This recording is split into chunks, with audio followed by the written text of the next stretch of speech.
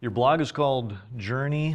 You're the executive director of Dispatches from the Front video series, and you're the executive director of Frontline Missions International. How in the world did you end up doing all that? Really started out leading a Sunday school class years ago, and had a burden for the persecuted church and organized them into letter writing campaigns for Christian prisoners. This is in the Soviet era, and smuggling Bibles. And so I just saw the joy of engaging people in Great Commission work and enlarging their understanding of the needs of their brothers and sisters to have a bigger picture of the church. And so God continued to burden me for that part of the world, and almost 25 years ago started Frontline Missions. And the Dispatches from the Front series is just an outgrowth of my interest as a writer, keeping a journal from my experiences overseas. And a few years ago, we, with the encouragement of a friend, added video to my journaling, and the series started. So your engagement in emphasizing world missions and so on is really not something you did right away outside of college. You were in some other career or some other vocation first? I wrote textbooks. I wrote high school textbooks for several years, and I look back now and just see God's hand, because at the time, sitting in a cubicle day after day, hitting deadline targets and mapping out a 600-page book, research and write, I felt like I was wasting my life. And yet that was the discipline that I needed for what God was going to allow me to do later in terms of writing and reporting on the advance of His kingdom in the world. Mm-hmm.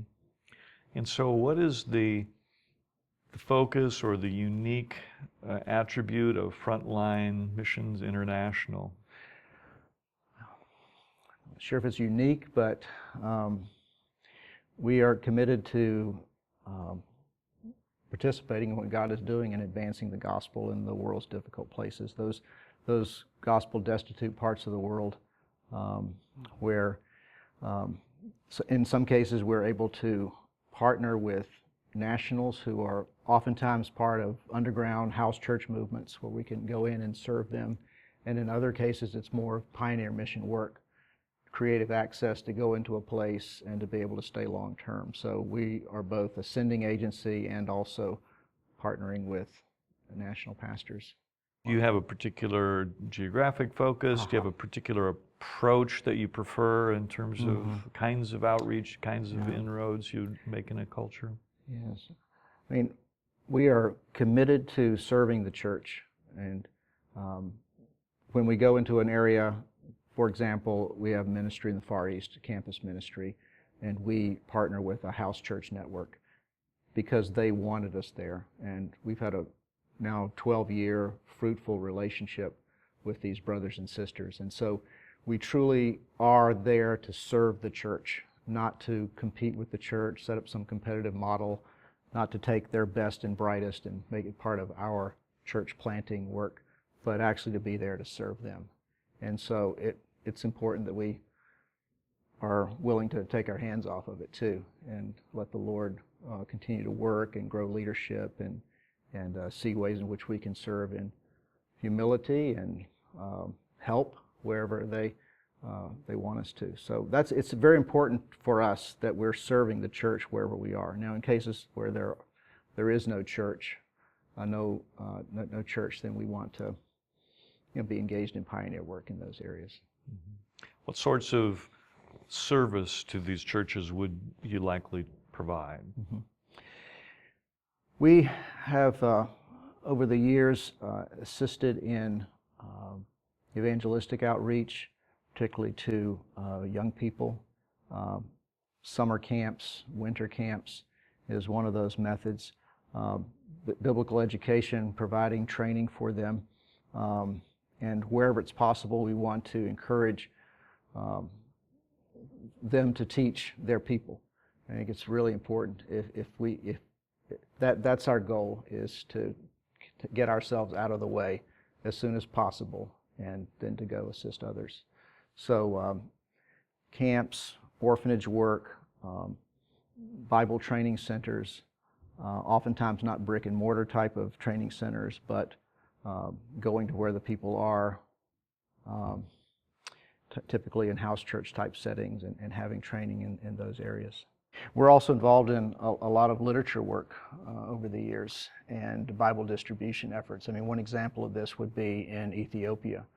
A few years ago, during my travels there, and we shot a documentary in Ethiopia, I discovered that there was this people group, the Oromo people, third largest people group in Africa, over 30 million. Now, perhaps over 7 million believers among the Oromo people, and yet only 1% to 2% had the Bible in their own language. So earlier efforts to distribute Bibles for these people was sort of hit and miss, start and stop. There was a supply and demand problem. The Bibles are actually too valuable, and a lot of them ended up on the black market. So we set out partnering with the churches and pastors to distribute these Bibles systematically, district by district, church by church. And so we're involved now in raising the funds and the distribution network for 1 million Bibles and New Testaments. And God has blessed and helped us at this point. Looks like we're nearing 400,000 Oromo Bibles and New Testaments. So that's another way in which we can serve the church there. And this is a growing church that's reaching into southern Ethiopia and even into Somalia and other people groups in the region. And as you said that you're a sending agency, among other work that you do, is that primarily long-term career missionaries or short-term or a combination of the two? Combination of the two.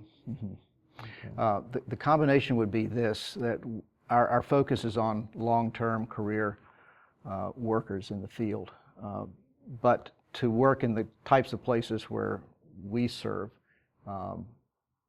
more difficult areas, typically it's going to take a lot more preparation to see people to be equipped to stay long-term. So our short and mid-term opportunities are designed to prepare men and women to serve long-term in the 1040 window.